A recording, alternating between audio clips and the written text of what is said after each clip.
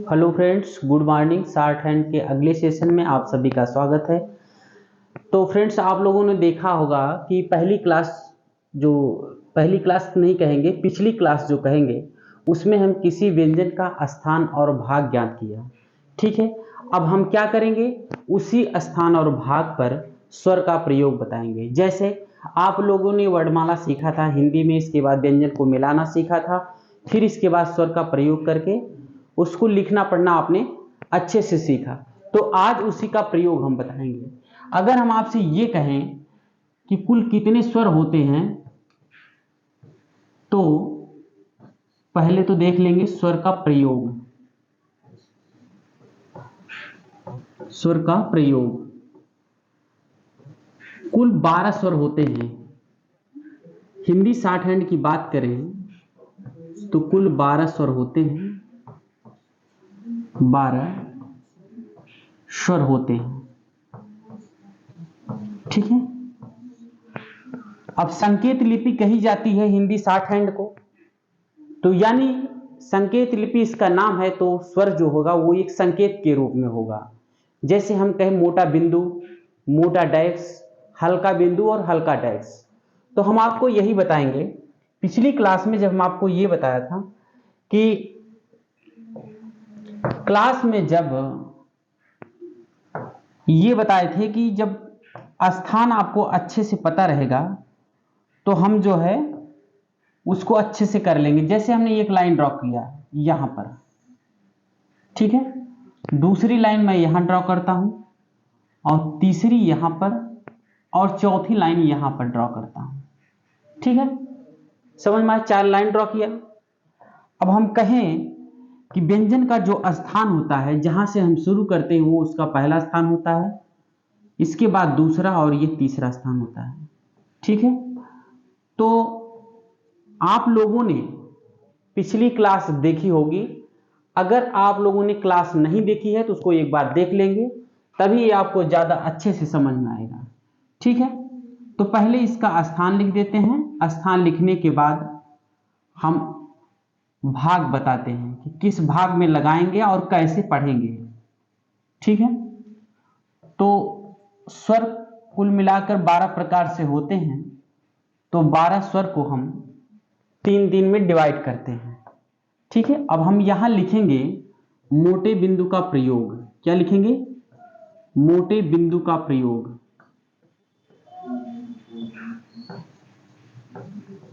बिंदु का प्रयोग।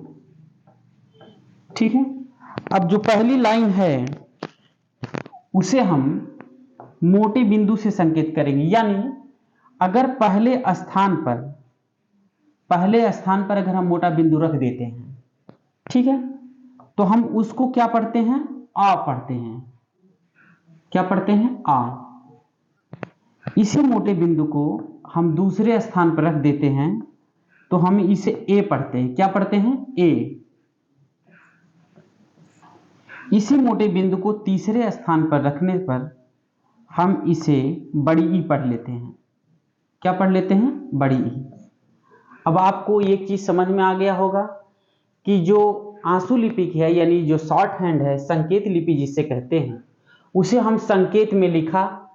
इसी संकेत को यानी मोटे बिंदु को पहले स्थान पर रखने पर अ हो जाता है, दूसरे स्थान पर रखने पर ए हो जाता है, तीसरे स्थान पर रखने पर बड़ी ई हो जाता है। तो ये चीज समझ में आई आपको? इसलिए जब किसी व्यंजन को हम देखते हैं तो उसका कोई ना कोई स्थान होता है, पहला स्थान, दूसरा स्थान, तीसरा स्थान। पिछली वीडियो में हम बताए हुए हैं उसको। ठीक है, हम इसी बिंदु को अगर हम कहें बाद में भी रख लेते हैं, तब पर भी हम वही पढ़ेंगे। इस लाइन को अगर हम व्यंजन मान लें तो पहले जो लिखे हैं बिंदु, पहले लगाएं तो पहले आ पढ़ेंगे और बाद में लगाएंगे तो बाद में हम आ पढ़ेंगे। ये चीज समझ में आई? अब हम बाद में लगाएंगे तो हम बाद में भी इसको आ पढ़ेंगे और यहां पर ए पढ़ेंगे, यहां पर बड़ी ई पढ़ेंगे। इतनी चीज समझ में आई आपको? ठीक है, ये रहा मोटे बिंदु का प्रयोग। अब हम बात करेंगे मोटे डैश का प्रयोग। ठीक है, अब अगले बात करेंगे मोटे डैश का प्रयोग। डैश का प्रयोग। ठीक है, अब मोटे डैश को हम देखते हैं। मोटे डैश में अगर हम बात करें तो पहले स्थान पर अगर हम मोटा डैश रखते हैं तो हम उसको आ पढ़ते हैं। क्या पढ़ते हैं? आ। ठीक है, फिर इसी मोटे डैश को हम दूसरे स्थान पर रखेंगे तो हम इसको क्या पढ़ेंगे? इसको हम ओ पढ़ेंगे। क्या पढ़ेंगे? ओ। ठीक है, देखिए है सेम वही मोटा डैश, बस व्यंजन के स्थान परिवर्तन हो जाने से स्वर बदल जा रहे हैं। समझ में आ रहा है ना? उसी प्रकार अगर इसी मोटे डैश को हम तीसरे स्थान पर रख देते हैं तो हम इसको बड़ा ऊ पढ़ लेते हैं। क्या पढ़ लेते हैं? बड़ा ऊ पढ़ लेते हैं। ये चीज समझ में आई? ठीक है, इसको हम पहले लिख सकते हैं या इसकी को हम बाद में भी लिख सकते हैं। जैसे हम इधर भी कहें तो मोटा डैश लगा सकते हैं, इधर भी मोटा डैश और इधर भी। ठीक है, तो हम लिखने के लिए हम यहां भी लिख सकते हैं पहले स्थान पर बाद में, तब पर भी आ पढ़ेंगे, दूसरे स्थान पर ओ पढ़ेंगे और तीसरे स्थान पर बड़ा ऊ पढ़ते हैं। ठीक है, अगर चीजें नहीं समझ में आ रही हैं तो आगे चल के समझ में आ जाएगी। ठीक है, अब हम क्या करते हैं, अब यहां मोटी बिंदु का प्रयोग किया, मोटे डैश, अब हल्की बिंदु का प्रयोग क्या करेंगे? हल्के बिंदु का प्रयोग। ठीक है, इसके बाद आप लिख लीजिएगा, हल्के बिंदु में अगर हम ये कहें कि अगर हल्का बिंदु पहले स्थान पर हम रखते हैं तो हम उसे आय पढ़ेंगे। क्या पढ़ेंगे? आय, आय की मात्रा। ठीक है, उसी प्रकार अगर दूसरे स्थान पर हम रख देते हैं इसे हम आओ पढ़ते हैं। क्या पढ़ते हैं? आओ। बस 10 से 15 मिनट फोकस करने की जरूरत है, बस ज्यादा नहीं है, बस 10 से 15 मिनट। 10 से 15 मिनट में सारी चीजें आपको पता हो जाएंगी और क्लास भी समाप्त हो जाएगी। ठीक है, तो हम अगले की बात करें, तीसरे स्थान पर, अगर तीसरे स्थान पर हम हल्का बिंदु रखते हैं तो यहां हम छोटी ई पढ़ते हैं। क्या पढ़ते हैं? छोटी ई। यहां तक किसी को कोई प्रॉब्लम? यहां तक किसी को कोई प्रॉब्लम नहीं ना? ठीक है, अब हम बाद की बात करेंगे, तब पर भी हम आय लिखेंगे, दूसरे स्थान पर लगाएंगे तो औ पढ़ेंगे और तीसरे स्थान पर लगाएंगे तो छोटी ई पढ़ेंगे। इतनी चीजें समझ में आई? ठीक है, अब हम क्या करेंगे, अब हम देखेंगे हल्के डैश का प्रयोग। किसका? हल्के डैश का प्रयोग। ठीक है, हल्के डैश। ठीक है, इसके आगे आप लिख लीजिएगा का प्रयोग। अब हल्के डैश में अगर हम देखेंगे तो अगर हल्का डैश हम पहले स्थान पर लगाते हैं तो हम इसको पढ़ते हैं आई। क्या पढ़ते हैं?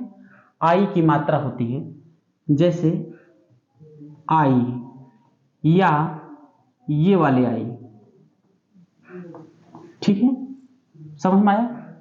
उसी प्रकार अगर हम दूसरे स्थान पर हल्का डैश रखते हैं तो हम यहां पढ़ते हैं अंक की मात्रा। क्या पढ़ते हैं? अंक की मात्रा। अंक की मात्रा आपको पता होगा, अंक की मात्रा इस तरफ। ठीक है, उसी प्रकार अगर तीसरे स्थान पर, यानी हम तीसरे स्थान पर हल्का डैश रख देते हैं तो यहां हम पढ़ते हैं छोटा ऊ। क्या पढ़ते हैं? छोटा ऊ पढ़ते हैं। तो छोटा ऊ को हम तीसरे स्थान पर लिखेंगे। ये चीजें समझ में आई? ये तो रहा पहले। अगर हम बात करें बाद की, तब पर भी हम पहले स्थान पर हल्का डैश रखेंगे, दूसरे स्थान पर रखेंगे और तीसरे स्थान पर रखेंगे। तो पहले स्थान पर रखेंगे तो हम पढ़ेंगे आई, या इसको इस तरह भी लिख सकते हैं, और दूसरे स्थान पर अंक की मात्रा हो जाती है और तीसरे स्थान पर छोटे ऊ की मात्रा हो जाती है। ये रहे कुल 12 स्वर। ठीक है, 3, 3 6, 3 9 और 3 12। तो इसको याद कैसे करेंगे? मोटे बिंदु को यदि किसी व्यंजन के पहले स्थान पर रखते हैं तो हम उसको अ पढ़ते हैं। मोटे बिंदु को अगर दूसरे स्थान पर रखते हैं किसी भी व्यंजन के, तो उसे ए पढ़ते हैं, तीसरे स्थान पर रखते हैं, इसे हम बड़ी ई पढ़ते हैं। उसी प्रकार मोटे डैश का, उसी प्रकार हल्के डैश, हल्के बिंदु का, फिर हल्के डैश का। ये चीजें समझ में आई?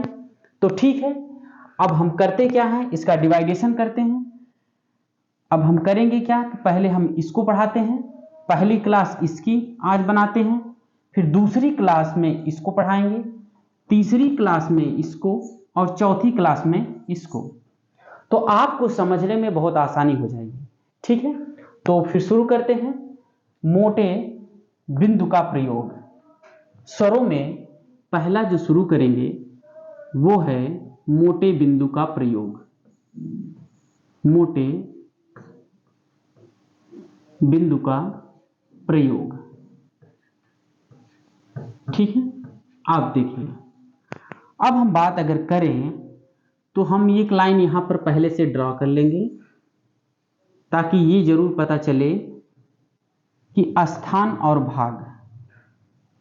ठीक है, अब हम आपसे ये कहें कि हम यहां मोटा बिंदु रखेंगे, क्या रखेंगे, मोटा बिंदु, फिर यहां रखेंगे और यहां रखेंगे, तो ये स्थान डिसाइड हो गया कि इसका ये पहला स्थान है, दूसरा स्थान है व्यंजन का, और ये व्यंजन का तीसरा स्थान।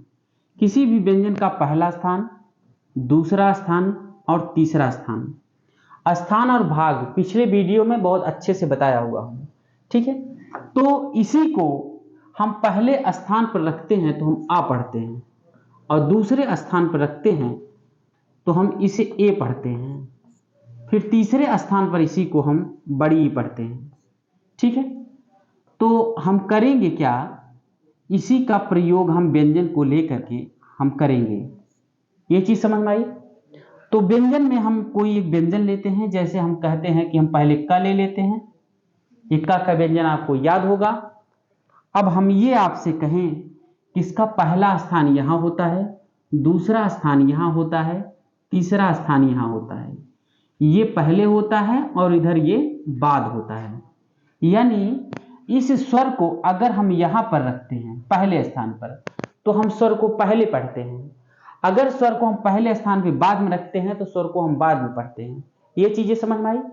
ठीक है, तो हम दूसरा काम करते क्या है कि अब हमें ये पता चल गया कि पहला स्थान इसका यहां होता है, और हम यहां पहले स्थान पर मोटे बिंदु रख दिए। तो मोटा बिंदु जब पहले स्थान पर रखते हैं तो हम उसको क्या पढ़ते हैं, आ पढ़ते हैं। देखिए यहां दिख रहा है, पहले स्थान पर अगर हम मोटा बिंदु रखें और व्यंजन के पहले रखे हैं तो हम इसे व्यंजन के पहले पढ़ेंगे, तो इसको हम पहले पढ़ेंगे आ। क्या पढ़ेंगे, पहले इसको हम आ पढ़ेंगे, आ, और फिर जो व्यंजन लिखा गया है क, उसे हम क पढ़ लेंगे, यानी ये दोनों मिलाकर हो गया अक। ये चीज समझ में आया? फिर हम यही कहें कि अगर हम क का व्यंजन फिर से लेकर के इसी स्वर को यानी मोटे बिंदु को हम पहले स्थान पर न रख करके हम दूसरे स्थान पर रखते हैं, यानी इसी मोटे बिंदु को हमने दूसरे स्थान पर रख दिया। अब देखिए इसकी मीनिंग बदल गई। मीनिंग ये बदल गई कि पहले स्थान पर रखा तुमने अ पढ़ लिया, अब दूसरे स्थान पर रखने पर हम उसे ए पढ़ेंगे। तो अब ये क्या हो जाएगा, ए लिखेंगे और फिर क्या लिखेंगे, क का व्यंजन लिख देंगे, तो ये हो गया एक।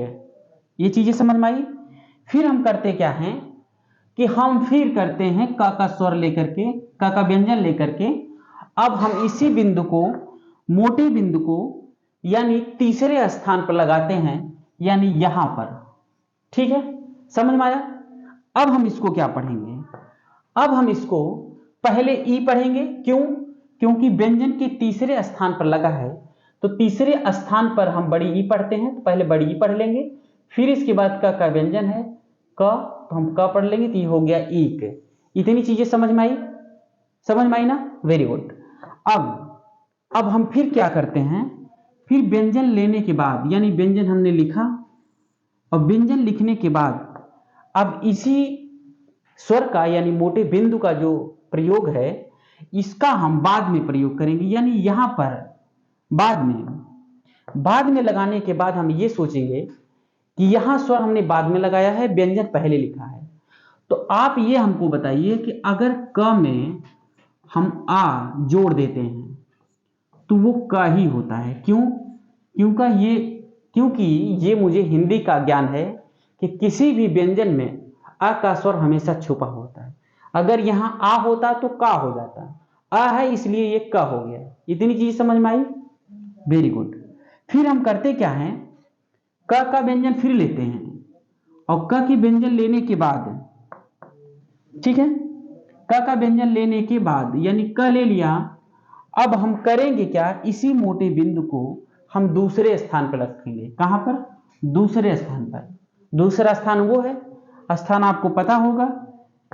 अब हम करते क्या हैं कि पहले क लिखेंगे। क्यों? क पहले लिखे हैं तो हम पहले क लिख लेंगे और क लिखने के बाद हम उसमें ए का स्वर लगाएंगे। क्यों? क्योंकि दूसरे स्थान पर मोटा बिंदु रख देने से ए का स्वर बन जाता है। ठीक है, ये चीजें समझ में आई। अब फिर हम क्या करते हैं, फिर एक बार क का व्यंजन लेते हैं। क के व्यंजन में अब हम तीसरे स्थान पर मोटा बिंदु लगाएंगे, यानी यहां पर तीसरे स्थान पर लगा दिया। अब तीसरे स्थान पर लगाने के बाद अब हम करेंगे क्या, पहले क का व्यंजन लिखेंगे और फिर बड़ी ई की मात्रा लगाएंगे, क्योंकि यहां पर बड़ी ई की मात्रा है। व्यंजन के तीसरे स्थान पर मोटा बिंदु रख देने से बड़ी ई की मात्रा हो जाती है। ये चीज समझ में आया? समझ में आया ना? ठीक है। अब इसी प्रकार जितने भी व्यंजन हैं, सारे व्यंजन पर मोटे बिंदु का प्रयोग, यानी हर व्यंजन पर मोटा बिंदु पहले और बाद में लगा करके आप उसको बनाएंगे। समझ में आई बात? ठीक है। एक व्यंजन और लेते हैं, उस पर फिर हम एक प्रयोग करके आपको दिखाते हैं। जैसे हम कहें कि एक व्यंजन हम स ले लेते हैं। क्या करते हैं? स ले लेते हैं, यानी हमने स ले लिया। ठीक है। अब स के पहले स्थान पर हम यानी यहां पर एक मोटा बिंदु रख देते हैं। क्या रख देते हैं? एक मोटा बिंदु रख देते हैं। तो मोटा बिंदु रखने से हम इसको क्या पढ़ेंगे, अ और फिर स। क्यों पढ़ेंगे? स का पहला स्थान यहां होता है, पहले स्थान पर और पहले मोटा बिंदु रखने से अ पढ़ते हैं। तो इसे हम क्या पढ़ेंगे, इसे हम पढ़ेंगे अ और फिर पढ़ेंगे स। इतनी चीजें समझ में आई? ठीक उसी प्रकार अगर हम फिर स का व्यंजन ले लें, स का व्यंजन लेने के बाद हम इसी मोटे बिंदु को हम दूसरे स्थान पर रखते थे, यानी यहां पर। चीज समझ में आई? अब हम करेंगे क्या, इसको हम पहले ए पढ़ेंगे, क्योंकि ए मोटा बिंदु पहले स्थान पर न लग करके दूसरे स्थान पर लग गया है। तो दूसरे स्थान पर लगने के बाद ए पढ़ते हैं। क्या पढ़ते हैं? ए पढ़ते हैं। तो हम करेंगे क्या, इसको पहले ए लिखेंगे और फिर इसके बाद क्या लिखेंगे, सा, यानी ये हो गया एस। ठीक है, ये चीजें समझ में आई। अब हम करते क्या हैं, स का व्यंजन हम फिर लेते हैं।